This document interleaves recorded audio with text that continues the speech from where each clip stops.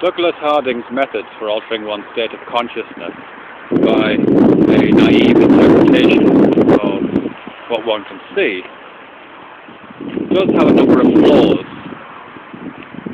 As I've mentioned in a previous video, his idea is that by sort of believing the evidence of one's eyes, one can come to certain conclusions about the world and one's relationship to the world, which encourage a non-dual way of looking at it, a state of enlightenment, if you like, a state of enlightenment every day.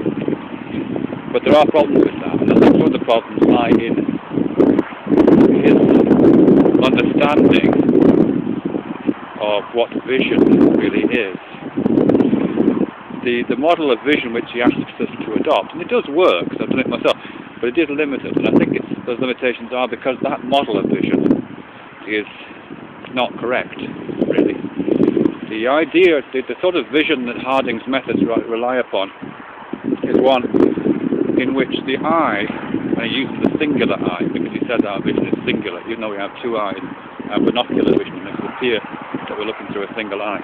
So the eye that Harding talks about is rather like rather like a camera. It's passive. It has a relatively simple structure. There's an unproblematic relationship between the way the light is coming in and the image that's formed at the back of the eye, the back of the camera, and the way that image is subsequently processed. In a camera, there's some features within cameras that are related to eyes.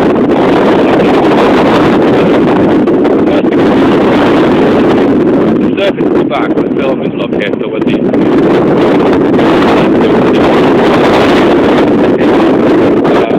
relatively simple surface. The area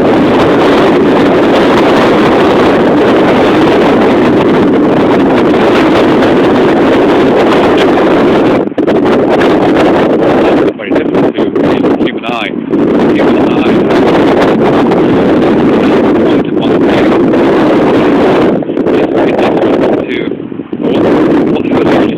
there is very different to how it's processed elsewhere in the visual field, the periphery, for example. The centre of the gaze is very good detailed.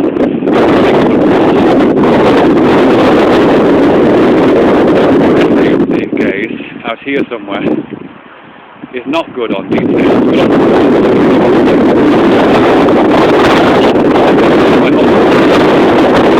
My vision. The other see moving about. The other know whether it's one of the red suits or whether it's one of the black suits. Also, the level of acuity, like the contrast, my ability to detect contrast is very different across the eye. It's an old astronomer's trick, apparently. If you're trying to look at a very faint star, you don't look directly at it, because the centre of the focal point, the fovea, is not particularly good at making small changes in illumination and contrast. Whereas just to the side of the fovea, heading out towards the periphery, the sensors are much better, the cells at the back of the eye are much better at detecting those small differences in illumination. So if you're an astronomer and you want to see a very faint star, you don't look directly where you think it might be. You look slightly to one side and let it register on those cells, which are just to one side of that central point. So the eye and the camera are very different in that way. But also different in the sense that in the camera, there's a very clear cut-off point between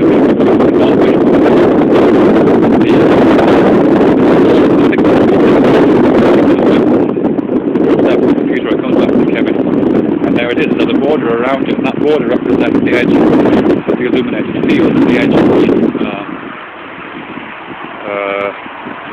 where the sensor lies in the back of the camera. It's very clear, the light part at the front of the dark line is that. The eye isn't like that. The eye doesn't have a clear cut-off point in this point of darkness. That's moving towards this. Our attention is moved towards the edge of the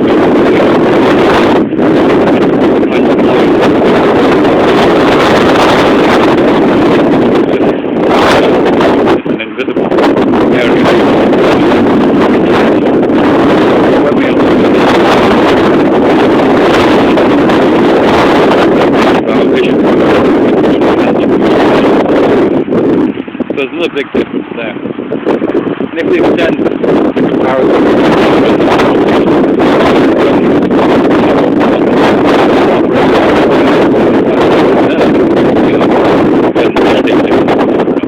the optics of information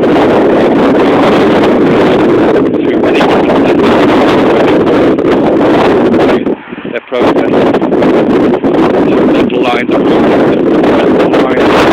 things that are moving are processed are processed completely different. Processed in all different places. And this sense you have of you think, oh, you define visual field. It's just a result of the neural binding that takes place that allows us to make it look like that. It isn't. There's no place where it all comes together in the brain. The parallel place that it all comes together in the camera, which is in the CMOS chip or on the layer of reactive film at the back of an old-fashioned analog camera. So there's huge differences there, and I think those are differences that do make a difference.